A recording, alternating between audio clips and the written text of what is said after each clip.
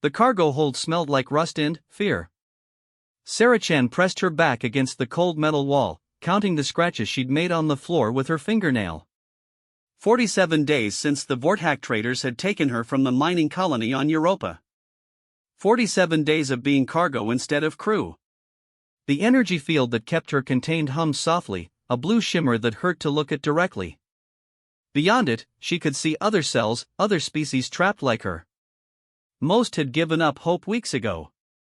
But Sarah kept scratching her marks, kept doing her exercises, kept her mind sharp. Marines didn't quit. Even former Marines who'd been dishonorably discharged for refusing to fire on civilians. The ship lurched, and Sarah heard the familiar sound of docking clamps engaging. Another stop, another market. She'd learned to recognize the pattern. The Vorthak would open the cargo hold, parade their merchandise before buyers, and make their deals. Today would be no different. Heavy footsteps echoed through the hold. The Vorthak were 7 feet tall, covered in scales that shifted from green to purple depending on the light. Their forearms made them efficient fighters, and their reputation as slave traders was known throughout this sector of space. Captain Crix appeared first, his upper arms carrying a neural prod while his lower arms gestured to his assistant. "Prepare the merchandise," Crix said in broken galactic standard. "The Zealothi crew needs provisions." Sarah's stomach turned. She'd heard about the Zealothi. Carnivorous species from the outer rim who considered most other sentients as potential food sources. Being sold as provisions meant exactly what it sounded like. The energy fields dropped one by one. Other prisoners were herded out, most too weak or broken to resist. When they reached Sarah's cell, she stood before they could prod her.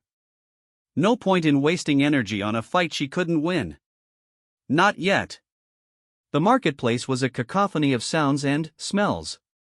Different species hawked their wares while others browsed for deals. Sarah kept her head up, memorizing everything. Exit points, security positions, potential weapons. Old habits died hard. The Zealothi ship loomed at Docking Bay 7. It was a Predator-class vessel, all sharp angles and weapon ports. The crew that emerged made Sarah's skin crawl. They looked like massive praying mantises, 8 feet tall with razor-sharp foreclaws and compound eyes that reflected light in thousands of facets. Captain Thekvar approached the slave line, his head tilting at unnatural angles as he examined each prisoner. His translator clicked and word before producing recognizable words. "Need provisions for long journey. Protein sources. Must be fresh." Crix gestured enthusiastically. "All fresh. All healthy. This one," he pointed at a small Regalian, "very tender. This one," indicating a Betan trader, "good marbling." Sarah wanted to vomit. These people were being discussed like cattle. When Thekvar reached her, his compound eyes fixed on her for a long moment. "This one is different," the Zealothi captain said. "What species?" "Human," Crix replied. "From Earth system. Omnivore species. Good flavor, very versatile." Thekvar circled Sarah, his foreclaws clicking thoughtfully. "Muscular. Well fed. How much?" 3,000 credits. Too much for one meal. Very filling. Will last several days. And humans have interesting property, their stress hormones make meat more tender. Keep alive until ready to consume." Sarah bit her tongue hard enough to taste blood. She wouldn't give them the satisfaction of seeing her fear. 2,000, Thekvar countered. "Deal." Just like that, Sarah-chan became property of the Zealothi. As they fitted her with a neural collar and let her aboard their ship, she kept her marine training at the forefront of her mind. Survive. Adopt. Overcome. Find a way. The Zealothi ship's interior was a nightmare of organic architecture. The walls seemed to breathe, covered in a chitinous material that glistened with moisture. The crew moved through corridors designed for their insectoid bodies, forcing Sarah to duck and squeeze through spaces clearly not meant for humanoid forms. They threw her into a cell in what was obviously the ship's larder. Other provisions huddled in neighboring cells, 2 Altarians, a vegan trader, and something she couldn't identify. All waiting to be someone's dinner. New meat, one of the Zealothy crew members said as he passed, mandibles clicking in what might have been laughter. Sarah examined her cell methodically. Organic walls that seemed to absorb impact. No visible locks or mechanisms, the door appeared to be controlled by biosignatures. The neural collar would shock her if she tried to damage ship property or attack crew members. But there were always weaknesses. Always. Hours passed. The ship departed the station, jumping to hyperspace with a sensation that made Sarah's teeth ache. She was far from any human territory now, far from any hope of rescue. But Marines made their own hope. The first crew member to actually speak to her wasn't Zealothy at all. "You're human." Sarah looked up to see a small, gray-skinned figure standing outside her cell. Yuthi, if she remembered her xenobiology correctly. About 4 feet tall, with large eyes and delicate features. This one wore engineer's coveralls and had grease under its fingernails. "Yeah," Sarah replied carefully. "You're not Zealothy. Maintenance crew. They don't eat us. Too stringy." The Yuthi made a sound that might have been bitter laughter. "I'm Pip. Been on this ship 2 years. Sarah. How many non-Zealothy crew?" 30, maybe 40. Engineers, maintenance, specialists they need but won't eat. Pip glanced around nervously. "Why aren't you crying?" "All the provisions cry. Crying doesn't change anything." Pip stared at her for a long moment. "You're military." It wasn't a question, but Sarah nodded anyway. "Was. Marine Corps." "You?" "Engineer.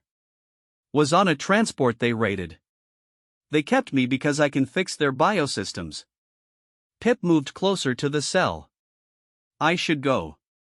They don't like us talking to the food." "Wait." Sarah pressed against the barrier. "The neural collar. Is there a way? No?" Pip cut her off, but his eyes flicked meaningfully to the left. "Definitely no way to override them. Not with the right frequency modulation. Impossible." Message received. Sarah nodded slowly. "Thanks for the company." Pip scurried away, but Sarah caught him glancing back twice. Hope was a dangerous thing on a ship like this, but she'd planted a seed. Humans had a reputation among other species, pack creatures who formed bonds too easily, too strongly. Most species found it annoying. Sarah was counting on it. The days blended together in the ship's artificial light. Sarah maintained her routine exercises, meditation, observation. She watched the Zealothy crew patterns, learned their schedules. The ship had a crew of about 200, with the non-Zealothy workers kept in a separate section. They came through periodically to maintain the larder systems, always supervised but not closely. It was during the 3rd week that things began to change. Pip came by more frequently, always with legitimate maintenance tasks but lingering to talk. He brought news from the rest of the ship, gossip about the crew.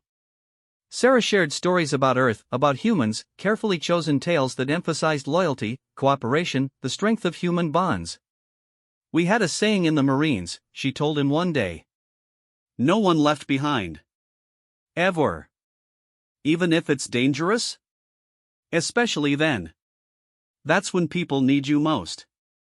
Other non-Zealothy crew members began stopping by.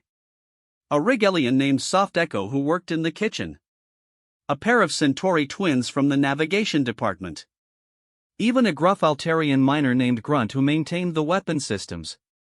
They all had the same look, people who'd forgotten what hope felt like but were starting to remember. "Why do you exercise so much?" Soft Echo asked during one visit. "You're going to. I mean. Die anyway?" Sarah finished. "Maybe. But I'll die strong. I'll die ready. That matters." "The Zealothy think you're strange," one of the twins said. "They expected you to break by now." Captain Thekvar is intrigued. Good. Confused enemies make mistakes. The first real test came during the 4th week. A Zealothy crew member named Bar had been harassing Pip, shoving him around, threatening to recommend him for the larder. Sarah watched through her cell barrier as Pip cowered, trying to finish his work while Bar's foreclaws hovered dangerously close. "Hey!" Sarah shouted. "Leave him alone." Bar turned, compound eyes glittering. "The meat speaks? How amusing. Pick on someone your own size." "Oh wait, you can't. You're too pathetic to face anything that might fight back." The neural collar activated as Bar approached, sending waves of pain through Sarah's body. But she'd endured worse in training. She stayed standing, staring directly into those alien eyes. "Brave little morsel," Bar hissed. "Perhaps I'll request you for my next meal." "Do it," Sarah said through gritted teeth. "But, I promise you'll choke on me." Something in her voice must have translated through the universal translator effectively because Bar actually stepped back. He chittered something untranslatable and stalked away, leaving Pip staring at Sarah in awe. You challenged him. For me. Your crew," Sarah said simply. "My crew now. We look out for each other." Word spread through the non-Zealothy sections like wildfire. The human provision had stood up to a Zealothy officer. Had taken the neural collar's punishment without falling. Had done it to protect one of them. The visits increased. Crew members found excuses to pass by the larder. They brought small things, an extra ration bar accidentally dropped within reach, a tool forgotten where Sarah could access it, information whispered in passing. The Zealothy noticed but didn't understand. How could prey species cooperate with their food? 6 weeks into the journey, Sarah had mapped most of the ship through gathered intelligence. She knew that the Zealothy were heading for a gathering of their clans, a celebration where exotic provisions would be served. She had maybe 2 weeks before arrival. 2 weeks to turn a scattered group of broken individuals into something resembling a crew. The biolocks on the cells, she asked Pip during one of his visits. They're keyed to Zealothy DNA, right? Yes. Impossible to override without Pip stopped, eyes widening. Without a sample. How much would you need? A few drops of hemolymph. But, Sarah, if they caught us they eat us anyway. What's the worst they can do, kill us first? Pip made that bitter laugh sound again. When you put it like that. The plan formed slowly, carefully. Grunt had access to weapons but couldn't remove them without triggering alarms. The twins could navigate but couldn't override the autopilot. Soft Echo could poison the food but not enough to take down the whole crew. Individually, they were helpless. Together. It's insane, Grunt said during a whispered conference outside Sarah's cell. 200 Zealothy against 40 mixed species, half of whom can barely fight. The Zealothy are apex predators, Sarah agreed. In their environment. But, this ship? This is our environment now. We know every corridor, every system. We just need to work together. Like a pack, Pip said quietly. Like humans do. Like we all will, Sarah corrected. Because that's what crew does. The Centauri twins exchanged glances. The humans on our homeworld, they have a word. Family. Not blood-related, but chosen bonds. Yes, Sarah said. That's what we are now. Family. And family fights for each other. One by one, the non-Zealothy crew began nodding. Soft Echo's feathers rustled with emotion. Grunt's rough features softened slightly. Even species who had been enemies in other contexts found common ground in their shared captivity. So what's the plan? Pip asked. Sarah smiled for the first time in weeks. We're going to teach the Zealothy why humans make terrible prey. And why our pack loyalty is considered dangerous. The maintenance tunnels became their secret highway. Pip had revealed that the Zealothy, in their arrogance, never bothered to monitor the cramped passages used by the lesser species for repairs. Sarah's cell was positioned perfectly right above a major junction. The acid should eat through in about 10 minutes, Pip explained, carefully applying a corrosive compound to the floor. But, once you're out, the collar - leave that to me, Sarah said. Just make sure everyone's in position. The crew had spent 3 days preparing.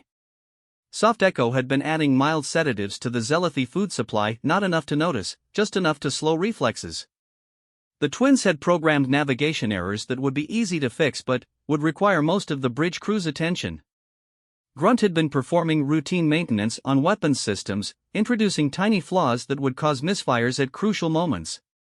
But the key to everything was a small vial of green hemolymph that one of the braver crew members had collected from a waste disposal unit. This is crazy, Pip muttered as the floor began to dissolve. Absolutely crazy. The best plans usually are, Sarah replied. She'd been slowly stretching, preparing her body for what was coming. 6 weeks of captivity had taken its toll, but she was still a Marine. Still dangerous. The hole opened just wide enough for her to squeeze through. Sarah dropped into the maintenance tunnel, landing in a crouch beside Pip. The neural collar immediately activated, sending shockwaves of pain through her system for leaving the cell. Frequency modulator, she gasped. Pip's hands shook as he attached the device to her collar. The pain cut off abruptly, leaving Sarah dizzy but free. She took a deep breath, centering herself. Phase 1 complete. Where are the others? Gathering in Maintenance Bay 7. Grunt says he has 15 who are willing to fight. Maybe 20 more who will help with support. And the provisions? Pip's expression darkened. 3 were taken yesterday for the captain's dinner. We couldn't save them. Sarah's jaw tightened. 3 more lives on the Zealothy's account. Then, we make sure no one else joins them. Let's move. The maintenance tunnels were a maze, but Pip navigated them with expert ease. They passed under crew quarters, through ventilation shafts, around the massive bioreactors that powered the ship. Sarah memorized every turn, every access point. Intelligence was ammunition. Maintenance Bay 7 was crowded with 35 anxious faces representing a dozen different species. Some Sarah recognized from their visits, others were new. All looked terrified but determined. Listen up, Sarah said without preamble. I know you're scared. Good. Fear keeps you sharp. But don't let it control you. We have advantages the Zealothy don't expect. We're smaller, so we can use spaces they can't. We know the ship's systems because we maintain them. Most importantly, we have each other. They're killers, someone whispered. Bred for hunting.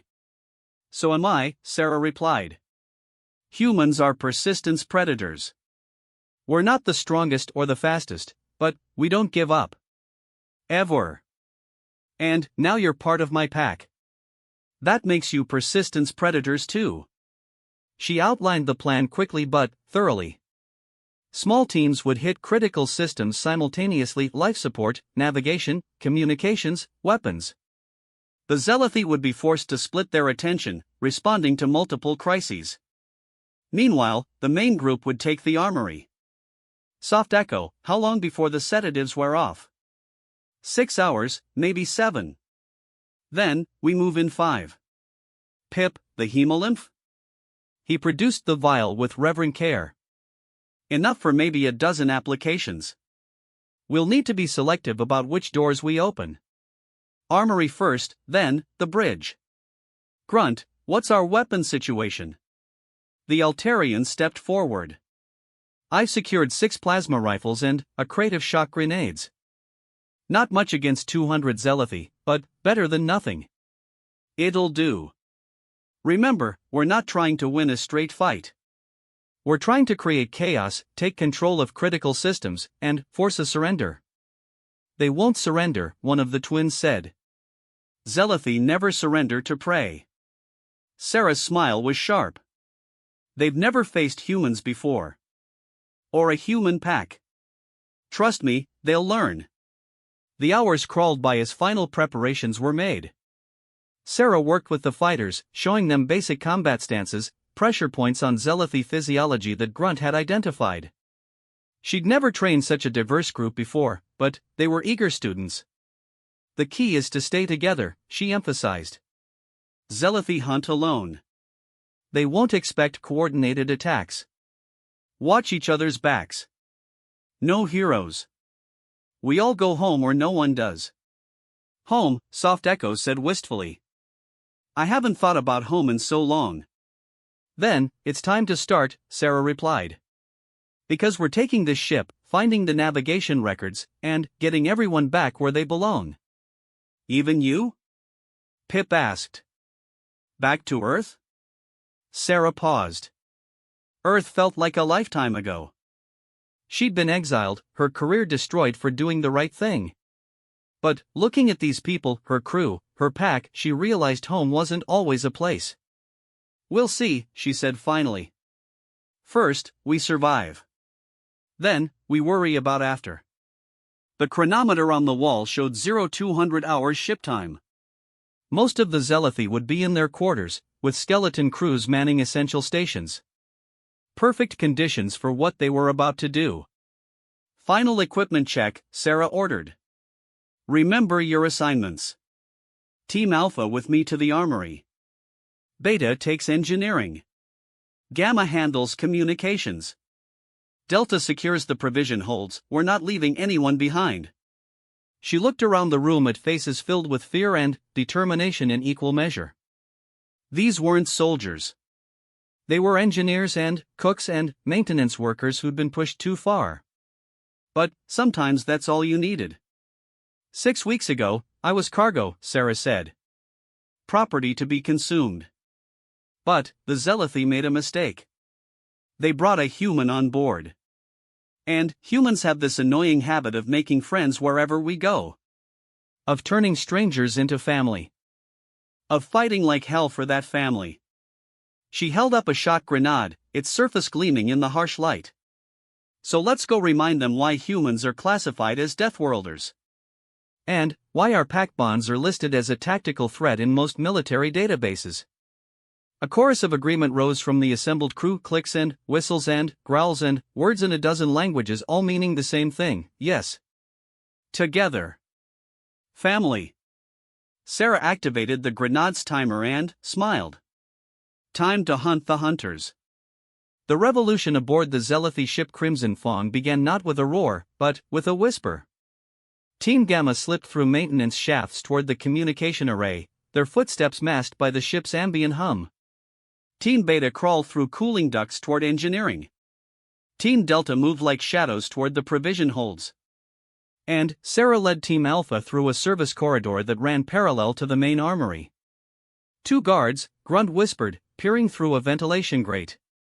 Standard pattern. Sarah nodded. Zealothy were predictable in their arrogance.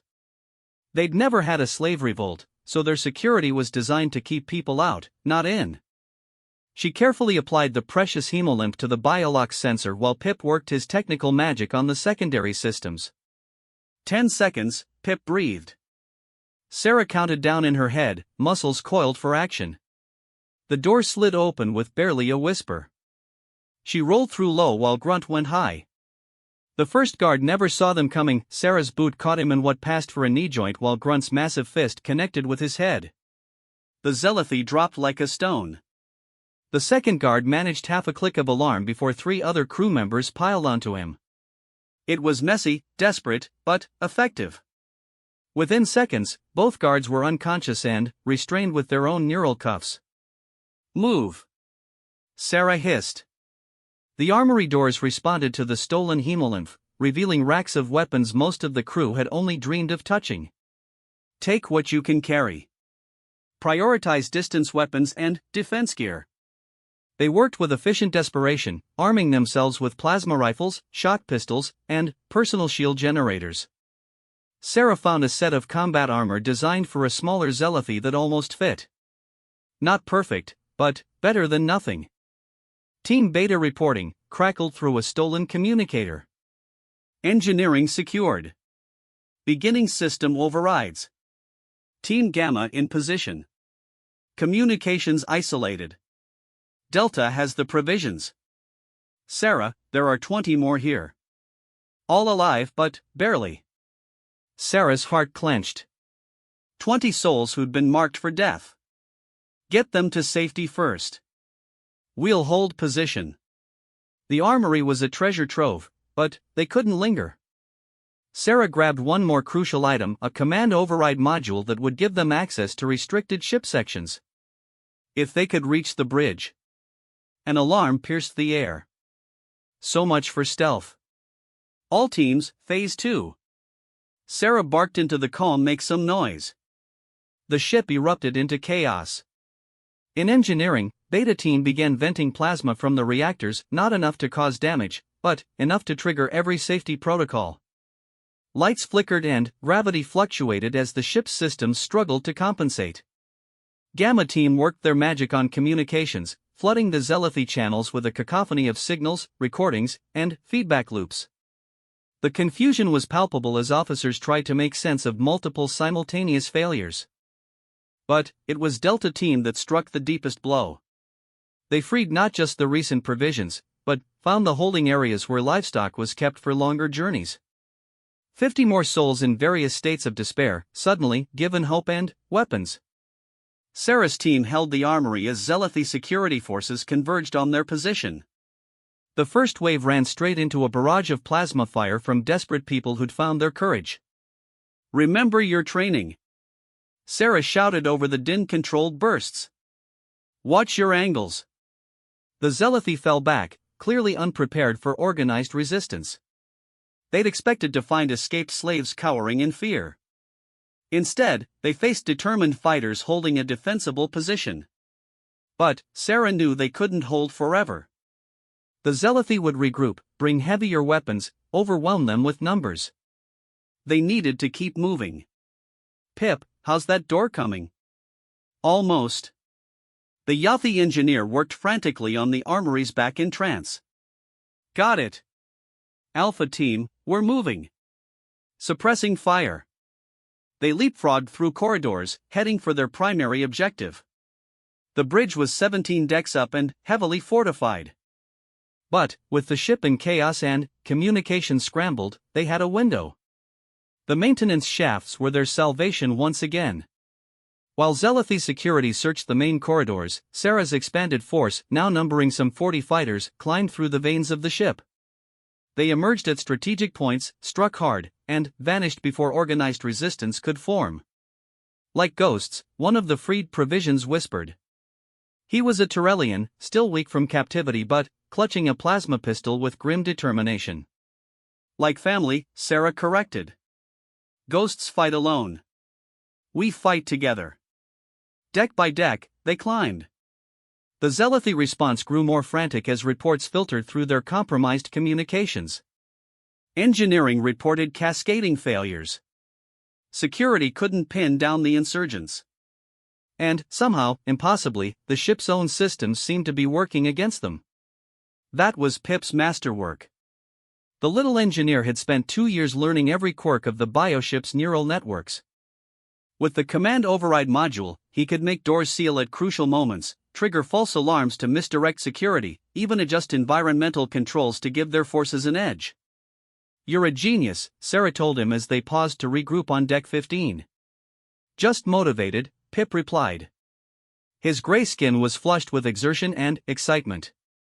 2 years I've waited for a chance like this. You gave it to us, Sarah. You showed us we could fight back. We showed each other, Sarah said. That's what makes us strong. The bridge doors loomed ahead, a massive biosteel barrier that would require half their remaining hemolymph to breach. But, as they approached, the impossible happened, the doors opened on their own. Captain Thekbar stood in the entrance, his forearms spread wide. Behind him, the bridge crew watched with compound eyes glittering in the emergency lighting. Clever little prey, Thekvar said. You've caused quite a disturbance. Sarah stepped forward, rifle raised but not yet aimed. We're not prey. Not anymore. No? The captain's mandibles clicked in what might have been amusement. You think taking my ship changes what you are? You're still just meat that's learned to bite. Maybe, Sarah agreed. But, we're meat with teeth now. And, there's more of us than you. Numbers mean nothing. We are Zealoty. We are Apex. On your world, maybe. In your hunting grounds. But, this ship? This is our territory now. We know every system, every weakness. Your crew is scattered, confused, fighting shadows. And, while you've been playing Predator, we've been building something you don't understand. Enlighten me, human. Sarah smiled. A pack. A family. Species who were enemies before, united now. Your mistake wasn't buying a human, Captain. It was keeping us alive long enough to care about each other. She could see the confusion in the Zealothy's body language. Their society was built on rigid hierarchies, on the strong consuming the weak. The idea that prey species could unite, could fight together effectively, was antithetical to their worldview. Surrender, Sarah said. Order your crew to stand down. We'll put you off at the next inhabited station. No one else has to die. Thekvar's laugh was a harsh chittering sound. Zealoty do not surrender to food. Then, you'll die as tyrants, Sarah replied. Your choice. The standoff stretched taut. Sarah could feel her people behind her scared but steadfast, ready to follow her lead. The Zealoty bridge crew shifted nervously, caught between their captain's pride and the reality of their situation. It was Soft Echo who broke the deadlock. The gentle provision keeper stepped out from the crowd, still wearing kitchen white stained with alien blood. I cooked for you, they said quietly. For 2 years, I prepared your meals. Made sure the seasonings were correct, the temperature perfect. I took pride in my work, even though I knew what the meat was. Who it had been. Thekvar tilted his head, confused by the non sequitur. I poisoned you 3 days ago, Soft Echo continued. Nothing fatal. Just a paralytic that binds to Zealothy nerve clusters. It's been building up in your system with every meal. Right about now, you should be feeling it tingling in your lower arms. The captain's eyes widened as his lower arms suddenly spasmed. Around the bridge, other Zealothy began showing similar symptoms. Impossible, Thekvar gasped. The food scanners dash only check for known toxins, Soft Echo said. This is something new. Something I created specifically for your biology. Because that's what happens when you underestimate your prey. They learn. They adapt. They survive. Sarah raised her rifle. Last chance, Captain. Surrender, or we'll take the ship over your paralyzed bodies. The bridge erupted in violence. Some Zealothy tried to fight through the increasing paralysis. Others, seeing the writing on the wall, threw down their weapons. Thekvar himself lunged at Sarah with desperate fury, but his movements were sluggish, uncoordinated. She sidestepped easily and brought the rifle but down on his head. As the captain collapsed, the remaining resistance crumbled. Across the ship, Zealothy crew members found themselves outnumbered, outmaneuvered, and increasingly unable to fight as the paralytic agent took hold. All teams, report, Sarah commanded. Beta here. Engineering secured. We have full control of ship systems. Gamma reporting. Communications locked down. No distress signals sent. Delta team. All provisions rescued. We have everyone, Sarah. No one left behind.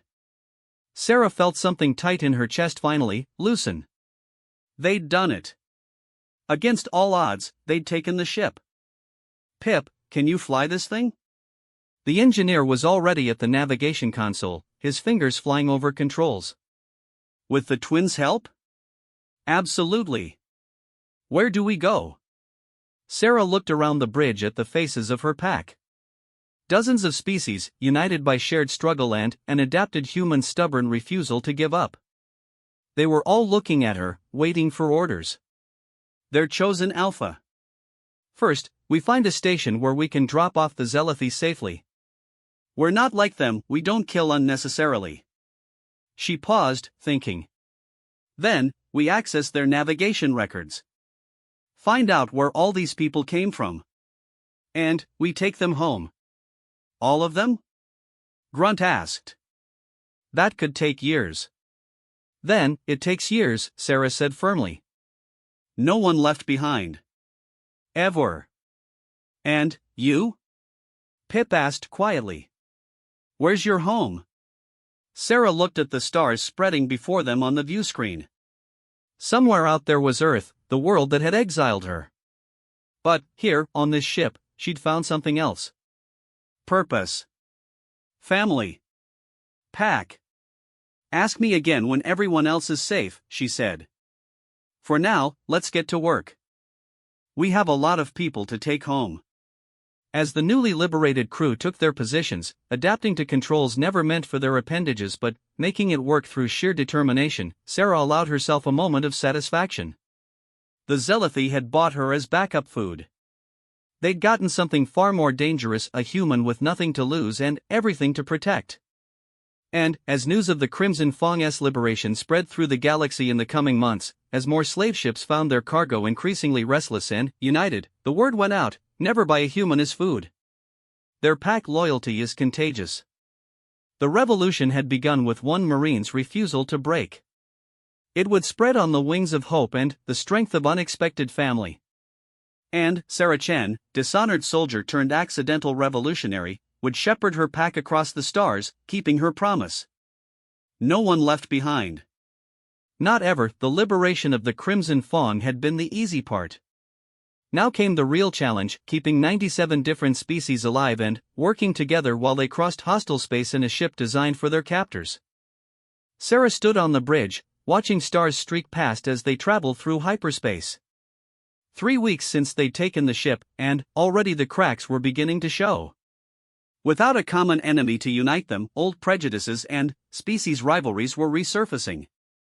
Captain, we have a problem in the mess hall, Pip's voice crackled through the comm system. They'd started calling her captain the day after liberation.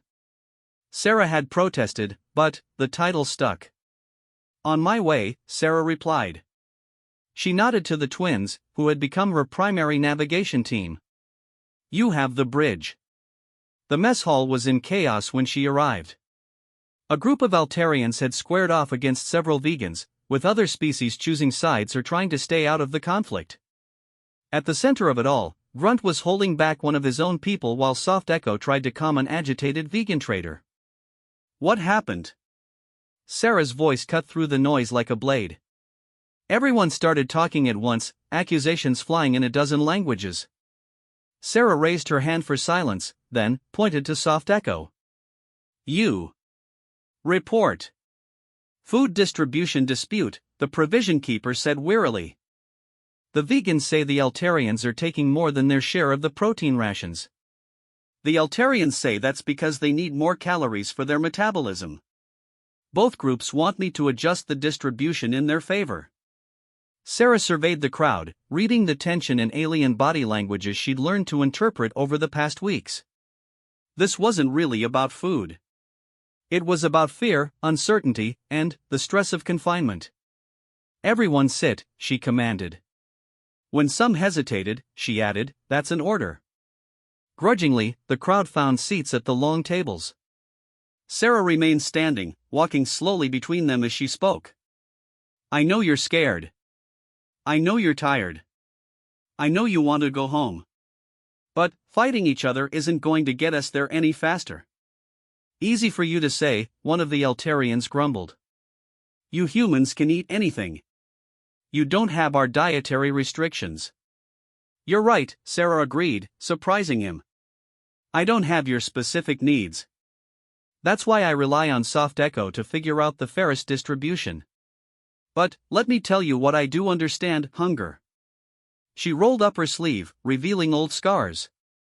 Training camp, day 15. They gave us half rations to test our limits. My bunkmate tried to steal my food. You know what I did? The mess hall was silent now, everyone leaning in. I shared it with him. Because I knew that tomorrow, when I was the weak one, he'd remember. And he did. we made it through together. Sarah looked around the room. That's what pack means. Not that we're all the same, but that we support each other's differences. Pretty words, the lead vegan said. But they don't fill stomachs. No, but this might. Sarah activated a holographic display showing ship schematics. Pip and I have been working on something. Deck 12 has a hydroponics bay the Zealothi used for recreational hunting. Small prey animals, plant life from their homeworld. With some modification, we can convert it to grow food suited to everyone's needs. That would take weeks, someone protested. 6 weeks to full production, Pip confirmed, stepping forward.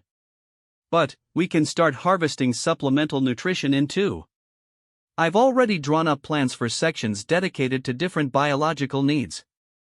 And who decides who gets what section? The Altarian again, still suspicious. We all do, Sarah said. Every species group nominates a representative. They work with Soft Echo and Pip to design their sections. Equal space, adjusted for population. Fair?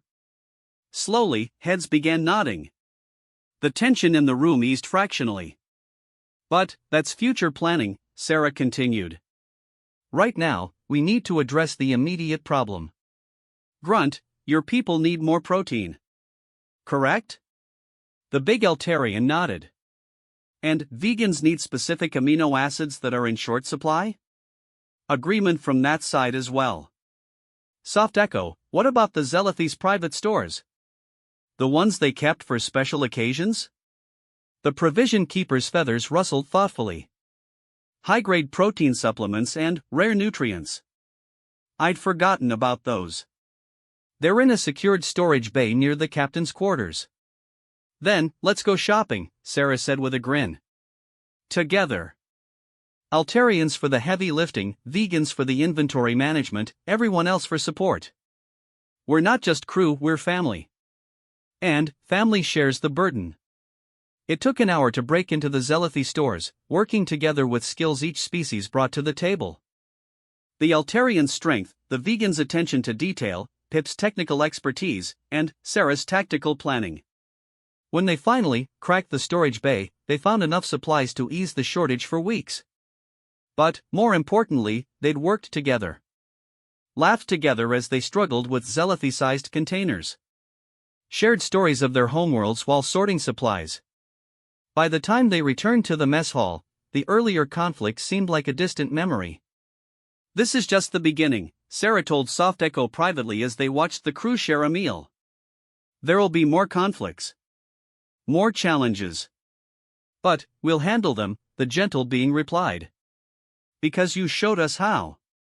Not with force or fear like the Zealothi, but with understanding. Sarah was about to respond when alarms began blaring throughout the ship. She was running before the sound fully registered, muscle memory from years of training taking over. The bridge was controlled chaos when she arrived. The twins were frantically working at navigation while other crew members scrambled to stations they were still learning to operate. Report! Zealothi patrol ship, one of the twins said. Dead ahead. They're hailing us. Sarah's blood ran cold. They'd known this moment would come eventually. The Zealothi wouldn't just let their ship disappear. But she'd hoped for more time to prepare. Can we outrun them? Not in hyperspace. And if we drop out now, we'll be sitting ducks. Weapon status? Grunt checked his console. Fully operational, but they outgun us 3-1. We can fight, but we'll lose, Sarah finished. She took a deep breath, mind racing through options. Open a channel. Audio only. The view screen crackled to life with an image of a Zealothi commander. His compound eyes narrowed as he saw the mixed species crew at the stations.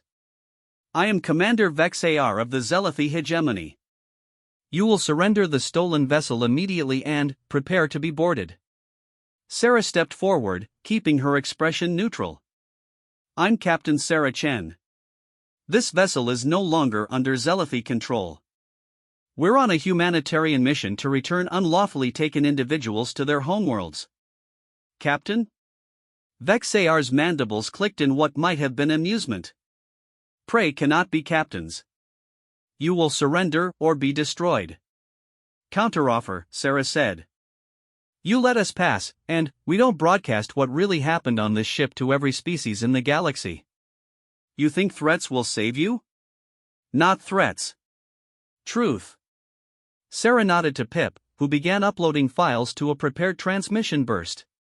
Detailed logs of Zealoty slave trading. Which species you've been taking. From which worlds. How many you've consumed. I'm betting your government has been keeping that information from your trading partners. Vexayar's posture shifted slightly. You have no proof. Ship's logs. Biosamples from the larder. Testimonies from 97 survivors. Sarah let that sink in. How do you think the Galactic Trade Consortium will react when they learn their shipping licenses have been funding a trafficking ring? They won't believe prey species over Zealoty. Maybe not. But, can you afford to take that chance? Sarah gestured to her mixed crew. Look around, Commander. Altarians working with vegans. Centauri with Yuthi. Species who've been enemies for generations, united because of what your people did. That story will spread. That unity will grow. And, eventually, the Zealoty will find themselves very alone in a very hostile galaxy. The silence stretched between ships. Sarah could feel her crew holding their breath, ready to fight if necessary but hoping for another solution.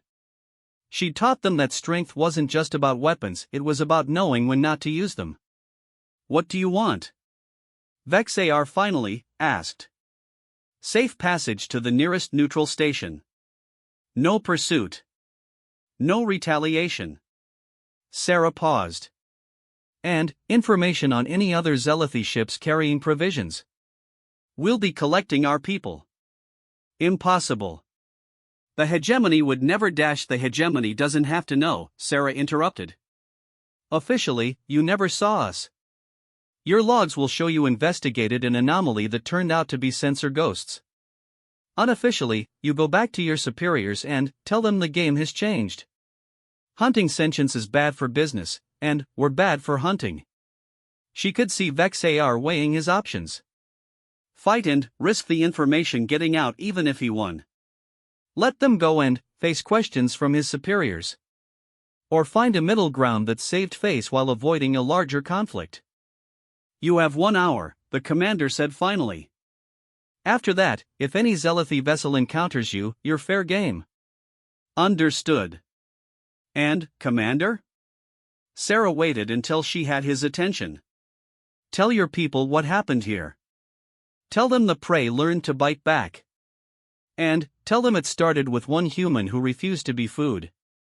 The connection cut, and the Zealoty ship veered away, disappearing into the vast darkness of hyperspace. The bridge erupted in cheers and relief, crew members embracing across species lines. You bluffed them, Grunt said, something like admiration in his voice. Did I? Sarah asked. Pip, how long to set up that broadcast system for real? With the twins' help? Maybe 3 days. Then, let's get started. We just bought ourselves a reputation. Time to live up to it. Over the following days, the ship transformed.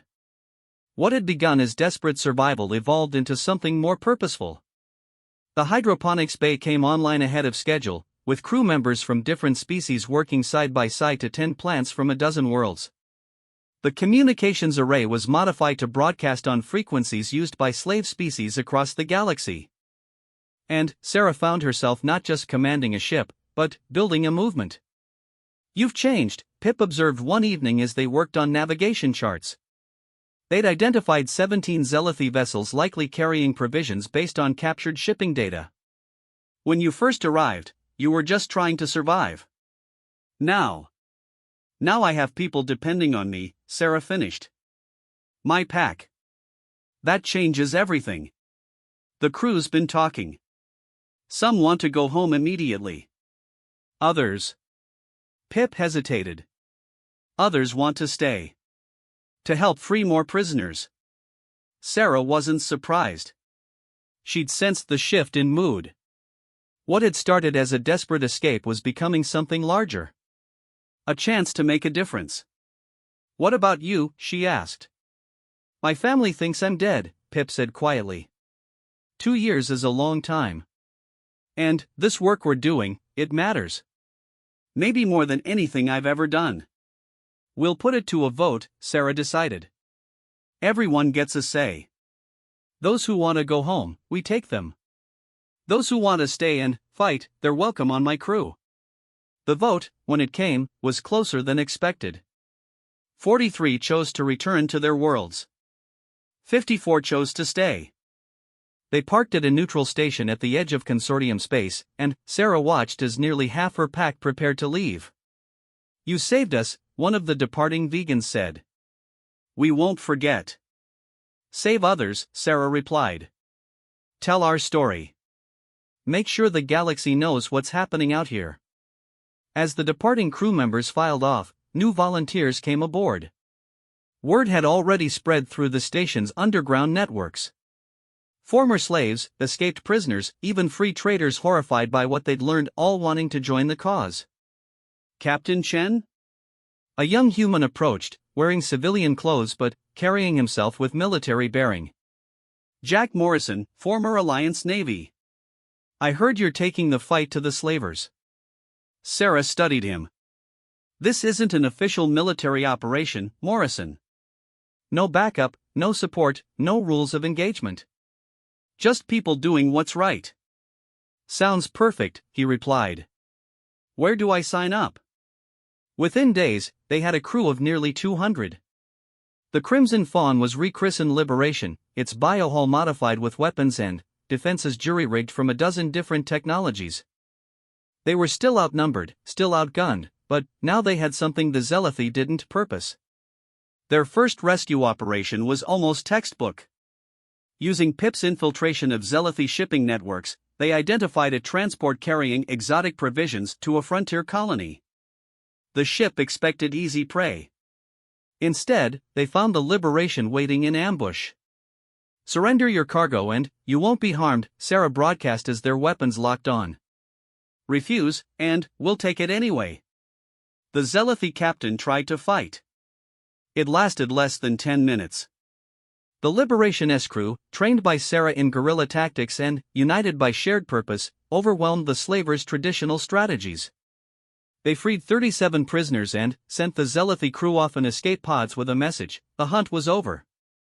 The prey had become predators. News traveled fast in the outer systems. The Liberation became a ghost story whispered in slave markets, a hope shared in prison cells. Other ships began to follow their example. The revolution Sarah had accidentally started was spreading like wildfire. But success brought new challenges. The Zealoty hegemony couldn't ignore them forever. Resources were limited. And keeping a multi-species crew united was a constant struggle. "We need allies," Grunt observed after their fourth successful raid. "The Consortium won't openly support us, but maybe individual worlds." "Already working on it," Sarah said. She'd been in communication with resistance groups on several planets, building a network of safe harbors and supply lines. But that's long-term thinking. Right now, we have a more immediate problem. She brought up a holographic display showing their latest intelligence. The Zealoty are adapting. Traveling in convoys, upgrading their weapons, even hiring mercenaries. Our next target won't be as easy. "Since when do we do easy?" Morrison asked with a grin. The human had become her second in command, his military experience invaluable in training their expanding crew. "Fair point," Sarah agreed. "But this time, we're going to need more than luck and determination." "Pip, show them what you found." The engineer activated another display. "Deep Space Station, officially listed as a mining operation. But the power consumption is all wrong for mineral extraction. And these shipping manifests." He highlighted suspicious patterns. "Large quantities of provisions go in. Nothing comes out." "A processing center," Soft Echo said, horror in their voice. They're not just trafficking. They're. Yeah, Sarah said grimly. Industrial-scale murder. And it's been operating for years. The crew exchanged glances. This was beyond anything they'd tackled before. A fortified station with unknown defenses, probably heavily guarded, definitely a trap if the Zealothi suspected they were coming. When do we leave? One of the Altarians asked. Sarah smiled. This was why she loved her pack. No hesitation, no debate about whether to act. Just when and how. We'll need 3 weeks to prepare, she said. This isn't a smash and grab. This is war. The preparation was intense. They recruited more ships to their cause, 2 converted freighters and a retired patrol vessel whose Centauri crew had been looking for a worthy fight. They gathered intelligence, planned approaches, drilled combat scenarios until every crew member could perform their role blindfolded. But Sarah also focused on something else: unity. She organized mixed-species teams for every aspect of the operation. Forced different groups to rely on each other, to appreciate their unique strengths. Movie nights where they shared entertainment from different worlds. Communal meals where everyone contributed dishes from their homeworlds. You're building more than a strike force, Morrison observed one evening as they watched a vegan teaching Altarians a traditional dance. You're building a community. That's the only way this works, Sarah replied. The Zealothi rule through fear and division. We win through trust and unity. Every species brings something unique to the table. Our diversity is our strength. The brass would have hated your methods, Morrison said with a laugh. Too unorthodox. Too chaotic. Good thing I'm not trying to impress the brass anymore. The night before the operation, Sarah called the entire fleet together. 3 ships, 300 souls from 40 different species, all united in purpose. She stood before them not as a human marine, but as their chosen leader, their alpha, their hope. Tomorrow, we face our greatest challenge yet, she began. The Zealothi think we're prey playing at being predators. They think our unity is weakness, our compassion a flaw. They're wrong. She looked out at the sea of faces, scaled, furred, feathered, and smooth. All watching her with trust she'd earned through blood and sweat and shared struggle. Humans have a saying, the pack survives where the lone wolf perishes. But you've taught me something new. It's not about being wolves or sheep, predators or prey. It's about choosing to stand together when the universe tries to tear us apart. Tomorrow, we're not just freeing prisoners. We're sending a message to every slaver, every tyrant, every would-be conqueror in the galaxy. You want to hunt sentience? You want to trade in misery? Then, you face all of us. Together. As one pack. The cheer that went up could probably be heard 3 decks away. Species that had never shared the same air without hostility now stood shoulder to shoulder, ready to fight for each other. No one left behind, Sarah said, her words picked up and repeated in dozens of languages. Not ever. As the fleet prepared for battle, Sarah allowed herself a moment of reflection. 6 months ago, she'd been cargo. Property. Food. Now she commanded a revolution that was spreading across the stars. The Zealothi had made the classic predator's mistake, they'd focused on the individual prey, not recognizing the pack forming around them. They'd bought her as backup food and unleashed something far more dangerous, human pack loyalty, spreading like a virus through the forgotten and oppressed of the galaxy. Tomorrow would bring battle, bloodshed, and loss.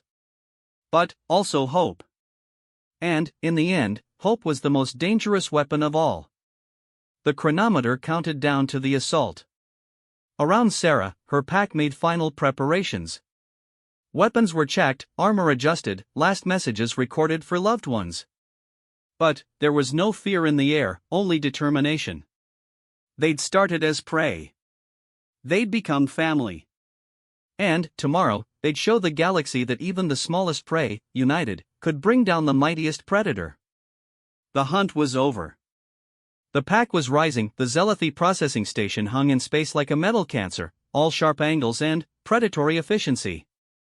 Sarah stood on the bridge of the liberation, watching their target through the viewscreen. 300 lives depending on her decisions. 300 souls who'd chosen to follow a dishonored Marine into what might be their last battle.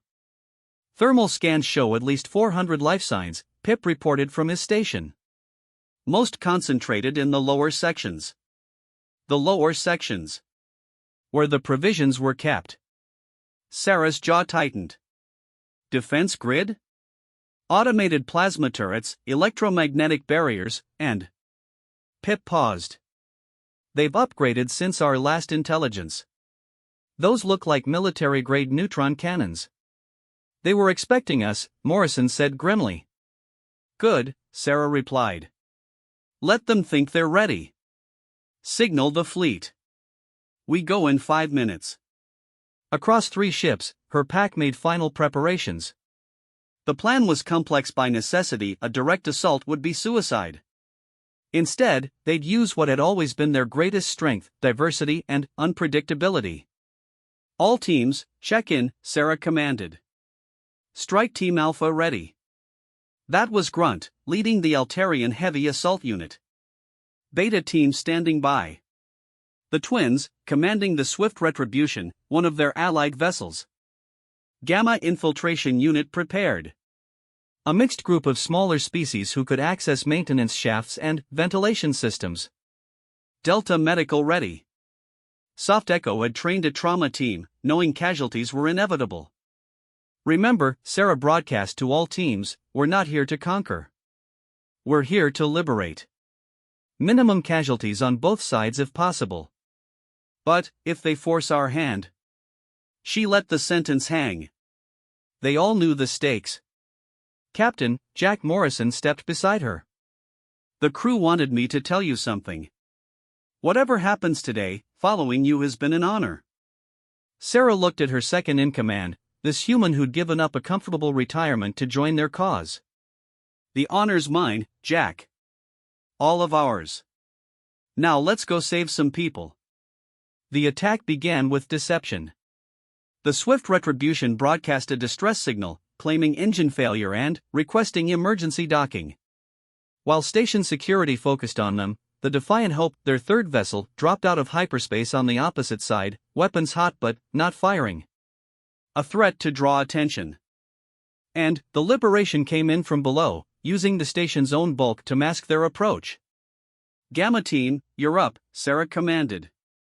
From the Liberation S hull, a dozen small pods launched. Each carried infiltration specialists who'd trained for weeks for this moment. They hit the station's exterior and immediately went to work, cutting through maintenance hatches with tools Pip had specifically designed for Zealothy biosteel. We're in, came the whispered report. Moving to primary objectives. Those objectives were simple: disable internal security, open the holding cells, and create as much chaos as possible. Sarah watched the tactical display as Gamma Team's signals spread through the station like an infection. Station Command is hailing us, the communications officer reported. They're ordering us to surrender. Let me talk to them, Sarah said. The screen flickered to life, revealing a Zealothy commander whose compound eyes blazed with fury. I am Director Korthax. You will cease this foolish attack immediately or face complete annihilation. Director, Sarah replied calmly. I'm Captain Sarah Chen.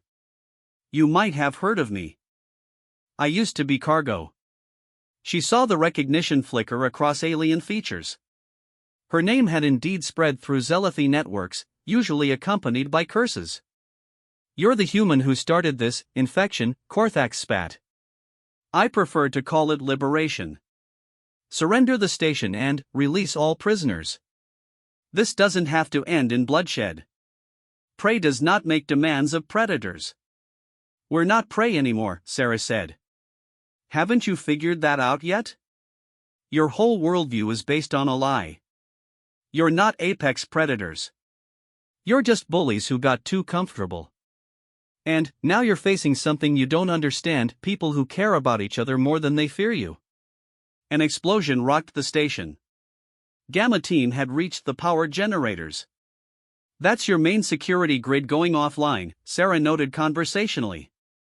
In about 30 seconds, Every cell door in your station is going to open. You can try to fight hundreds of desperate prisoners plus my strike teams, or you can order your people to stand down. Your choice. Korthax's mandibles clicked furiously. You think you've won? You have no idea what you're dealing with. This station is more than just a processing center. It's a research facility. Sarah's blood chilled. Research? We've been studying prey species for years. Learning your weaknesses. Developing targeted bioweapons. Even now, my scientists are preparing to release toxins that will kill every non-Zealothi on this station. You're bluffing. Am I? Korthax leaned forward. You've united different species, yes. But that unity makes you vulnerable. One weapon that targets multiple biologies, and your precious pack dies together. Sarah's mind raced. If he was telling the truth. All teams, masks on now. Possible biochemical threat. But, even as she gave the order, she saw something in Korthax's posture. A tell she'd learned to recognize in desperate opponents. Pip, scan for toxin signatures, she ordered quietly. Nothing, Captain. Air's clean. Sarah smiled coldly. Nice try, Director. But, you just told me everything I needed to know. You're scared. Scared enough to lie, to bluff, to try anything to stop us. Because you finally understand what we represent. And, what's that? Korthax snarled. The future. One where species work together instead of consuming each other. Where diversity is strength, not weakness. Where someone like me can go from being your food to being your worst nightmare. Another explosion, larger this time. The station's lights flickered. Alpha team is in, Grunt reported over comms. Heavy resistance in the main corridors, but we're pushing through. Beta team has secured the docking bays, the twins added. No escape for station personnel. Gamma has freed the first group of prisoners, came another report. Captain, there are dozens here. All species. Some have been here for months. Sarah kept her eyes on Korthax. It's over, Director. Order your people to stand down. Never. We are Zealothi. We do not surrender to prey. Then, you'll fall as Zealothi, Sarah said sadly. Stubborn to the end. All teams, weapons free. Protect the innocent, but defend yourselves as needed. The battle for the station was brutal but brief. The Zealothi fought with the fury of apex predators backed into a corner, but they faced something they'd never encountered before: coordinated resistance from prey species who'd learned to fight as one. Altarians provided covering fire while vegans coordinated tactical movements. Centauri engineers hacked systems while Yathi medics tended wounded. Humans led mixed-species fire teams with tactics that confused defenders used to predictable responses. And, through it all, the freed prisoners joined the fight. Weak from captivity but burning with the need for justice, they turned on their captors with whatever weapons they could find.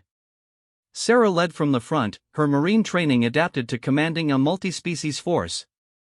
She watched Grunt, who she'd first met as a bitter prisoner, rally his people with courage she'd helped him rediscover. She saw the twins, once timid navigators, directing ship movements with newfound confidence. Soft Echo, the gentle chef, now tended wounded with steady hands that had once trembled in fear. They'd all grown. They'd all changed. The pack had made them stronger than they'd ever been alone. Captain, I found something, Pip's urgent voice crackled through calms. The research labs. You need to see this. Sarah made her way through corridors littered with evidence of battle. The research section was behind heavy security doors that Pip had somehow cracked. Inside, she found horrors that made her stomach turn. Biological samples from dozens of species. Detailed anatomical studies. Weapon designs targeting specific physiologies. And, worse, breeding programs aimed at creating more palatable versions of sentient species. They weren't just eating us, Pip said quietly. They were trying to turn us into cattle. Domesticate us. Sarah stared at tanks holding embryos in various stages of development. The implications were staggering. This went beyond simple predation. This was an attempt to reshape the galaxy's biological hierarchy with zealothy permanently on top. "Download everything," she ordered. "The consortium needs to see this. Everyone needs to see this." "Captain." Morrison's voice over comms. "We've secured the command center. Korthax is requesting to speak with you." Sarah found the director surrounded by her pack members, his forearms bound, his compound eyes dim with defeat. The station was theirs. The prisoners were free. But, looking at the research data, Sarah realized this victory was just the beginning. "You've seen our work," Korthax said without preamble. "You understand now. This was never just about food. It was about the natural order. The strong consuming the weak." "That's where you're wrong," Sarah replied. "Nature isn't just about predation. It's about adaptation, cooperation, symbiosis. You focused so hard on being predators, you forgot that the most successful species are those that work together." Pretty words from prey. "Not prey," Sarah corrected. "Not predators either. Something new. Something better." She turned to address her pack, the mixed species force that had done the impossible. "Take the zealothy to the secured holdings. We'll turn them over to consortium authorities along with all evidence of their crimes. Treat them humanely. We're better than they are." As Korthax was led away, he turned back one last time. "This isn't over, human. The hegemony will never accept this. They'll hunt you across the galaxy." "Let them try," Sarah said. "They'll find we're very hard to catch. And even harder to kill." The aftermath was chaotic. 317 prisoners freed, some requiring immediate medical attention. The station's databases yielded terabytes of evidence, not just of the processing center, but of a vast network of zealothy operations across multiple systems. "This is bigger than we thought," Morrison said as they reviewed the data. "They've been doing this for decades. Maybe centuries." "Then, we have work to do," Sarah replied. "Signal the fleet. We're taking this evidence to the consortium. It's time the galaxy knew the truth. But, first, there were people to tend to." Sarah walked through the medical bays where Soft Echo's team worked tirelessly. She saw faces etched with trauma but, also with hope. Former prey comforting each other across species lines, united by shared suffering and liberation. "Captain," a weak voice called. Sarah turned to see a young Rigelian, barely adult by their species standards. "Is it true? Are we really free?" Sarah knelt beside the bed, taking a delicate hand in hers. "Yes. You're free. And, we're going to make sure you get home. All of you. I heard what you did. How you united everyone. They say humans spread their pack bonds like a disease. Is that what they say?" Sarah smiled. "And, what do you think?" "I think." The Rigelian paused, then squeezed her hand with surprising strength. "I think I want to be part of your pack. If you'll have me." Sarah looked around the medical bay, seeing similar expressions on dozens of faces. Former victims who wanted to become rescuers. The liberated who wanted to liberate others. "Anyone who wants to join us is welcome," she said loudly enough for all to hear. "But, I won't lie to you. It's dangerous. The zealothy won't give up easily. There will be more fights, more losses. Some of us won't make it home. Better to die free than live as food," someone called out. Others voiced agreement. Sarah nodded. "Then, welcome to the pack." The journey to consortium space took 2 weeks. During that time, Sarah watched her fleet transform again. The 300 who'd started this mission grew to nearly 500 as freed prisoners chose to stay. The liberation became a training ground where former slaves learned to be soldiers, where the broken learned to be whole again. They arrived at Consortium Station Prime to find a media circus waiting. Word of their raid had spread. The evidence they carried had already shaken diplomatic circles.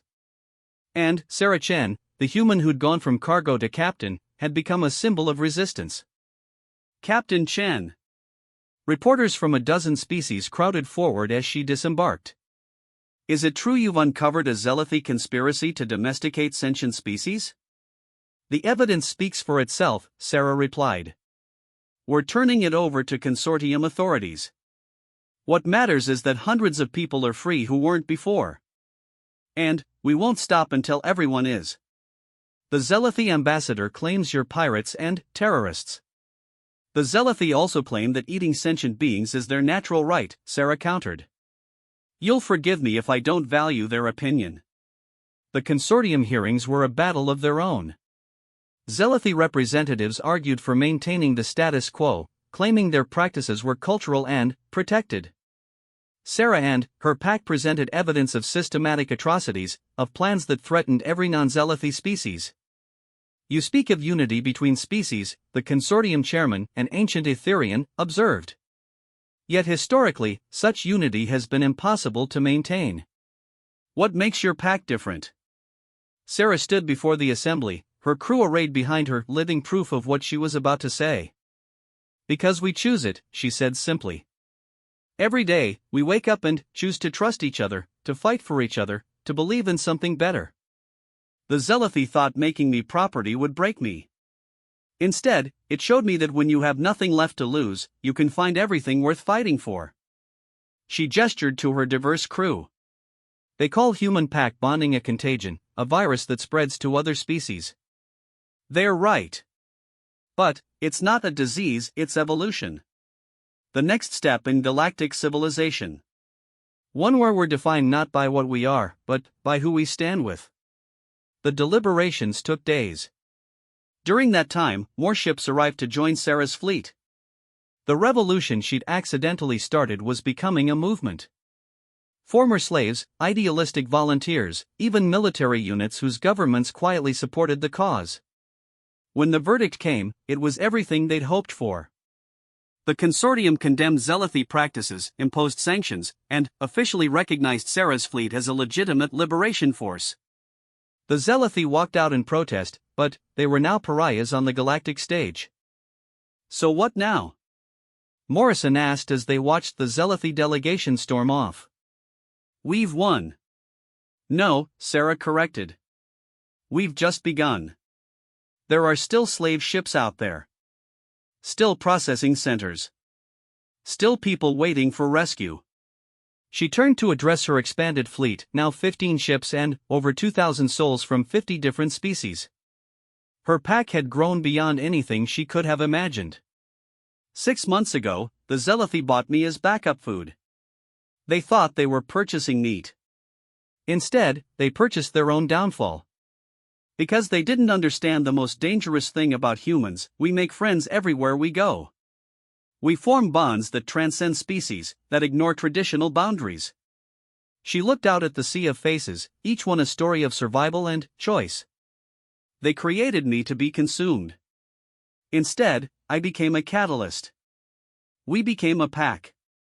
And now we become something more, a promise. To every slaver, every trafficker, every predator who thinks sentient beings are property, we're coming for you. We'll free your victims, destroy your operations, and show the galaxy that unity is stronger than division. The cheer that went up could probably be heard throughout the station.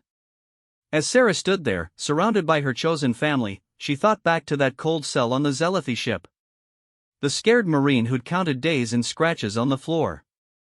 That woman was gone, transformed by loss and love and the bonds of an impossible pack. In her place stood a leader, a symbol, a hope for the oppressed across the galaxy. The Zealothy had bought her as food. They'd created their own predator. And, as Sarah Chen looked out at her fleet preparing for their next mission, she smiled. The hunt would continue. But, now, it was the hunters who were hunted, and the prey who had become the pack. All ships, prepare for departure, she commanded. We have work to do. People to save. And a galaxy to change. As the fleet jumped to hyperspace, heading for their next target, the message spread through slave markets and trafficking rings: the humans were coming. And they were bringing everyone with them. The revolution that had started with one woman's refusal to break had become an unstoppable force. And, in the depths of space, on ships and stations where sentients were still held as property, hope flickered to life. The pack was growing. Liberation was coming. And no one would be left behind. Not ever.